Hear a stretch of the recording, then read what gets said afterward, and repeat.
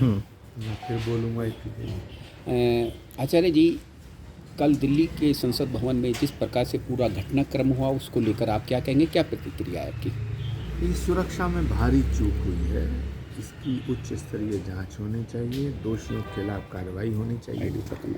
ये भारत की संसद पे हमले की तरह है, मगर दुर्भाग्य है कि कुछ लोग इसे, इन लोगों को जो उपद्रवी हैं, उत्पाती हैं, मैं तो इन्हें आतंकवादी की श्रेणी में रखना चाहूँगा, जो भारत की संसद के भीतर घुसे हैं, लेकिन कुछ लोग इन्हें क्रांतिकारी दिखाने की कोशिश कर रहे हैं।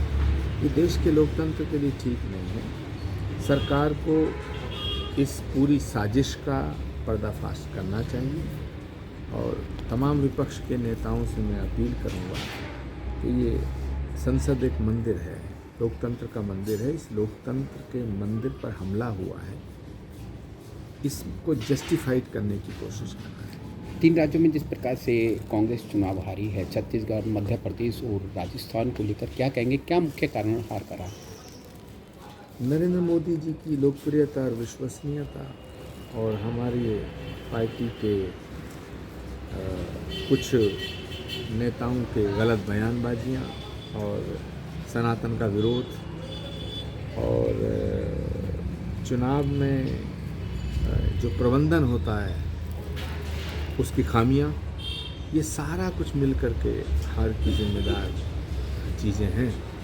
तो हमें समीक्षा करनी चाहिए, लेकिन अफसोस की बात यह है कि चुनाव हारने की समीक्षा वो पदाधिकारी कर रहे हैं जिनकी वजह से हम चुनाव हारे। क्या मुख्य कारण चुनाव हारने का?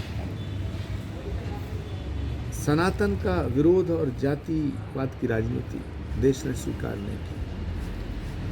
जातीय जनगणना को इस कदर ऊपर उठाया गया कि जैसे दुनिया में सिर्फ एक ही समस्या है, जातीय जनगणना। तो जातीय जनगणना का जो मैसेज देश में गया वो ऐसा गया कि जैसे हम कांग्रेस जातिवाद की राजनीति करना शुरू कर दी है, जबकि कांग्रेस जातिवादी पार्टी नहीं है। सनातन को मिटाने की जो घोषणा कर रहे हैं उन नेताओं का साथ देना, तो हम अपने सहयोगियों के जो गुनाह हैं, जो उनके पाप हैं, उनका फल हमें मिला, तो उनकी सज़ा हमें मिली, इस वजह से हम चुनाव आए। 2024 से को लेकर क्या कहेंगे कि अगर प्रियंका गांधी जी के नेतृत्व में चुनाव लड़ा जाता है तो क्या चीज़ संभव हो पाएगी? देखिए, प्रधानमंत्री के पद का कैंडिडेट देना चाहिए और देना पड़ेगा। बिना दूल्हे के बारात नहीं चलती है, ना अच्छी लगती है। तो नरेंद्र मोदी जी के सामने कोई ताकतवर, कोई पॉपुलर फेस देना पड़ेगा, और उसमें हमारे पास 2 ही फेस हैं, या तो राहुल गांधी जी या प्रियंका गांधी जी। राहुल गांधी जी अगर तैयार नहीं होते हैं तो फिर प्रियंका गांधी जी को चेहरा बनाया जाना चाहिए। स्वामी प्रसाद लगातार हिंदू विरोधी बयान देते आ रहे हैं, समाजवादी पार्टी के अच्छे नेता हैं, लेकिन उसको लेकर क्या कहेंगे?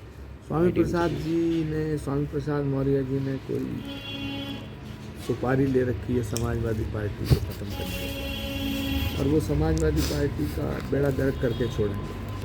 2024 से पहले अगर स्वामी प्रसाद मौर्य जी को अखिलेश जी ने नहीं निकाला तो हिंदुओं के वोट को तरस जाएगी समाजवादी पार्टी, और ये बड़ा अनफॉर्चुनेट होगा, दुर्भाग्यपूर्ण।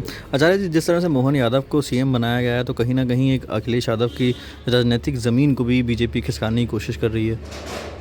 देखिए, नरेंद्र मोदी जी और अमित शाह जी की जो पार्टी है बीजेपी, उन्होंने 2 मैसेज दे दिए कि अटल जी और अडवाणी जी का युग समाप्त हो गया। दूसरा, अगले 10-20 सालों तक के लिए नए नेता पैदा करने के लिए उन्होंने 3 राज्यों में फैसले किए हैं। ये उनकी पार्टी का फैसला, इस पर मैं क्या कह सकता हूँ। 2024 में क्या आप चुनाव लड़ेंगे? मेरी कोई इच्छा नहीं है चुनाव लड़ने की, लेकिन कल क्या होगा इसे मैं आज नहीं बता सकता। आचार्य जी, कहीं ना कहीं सनातन के बाद अब संसद को टारगेट किया जा रहा है। संसद लोकतंत्र का मंदिर है, उस पर हमला करना देश पे हमला करने जैसा है।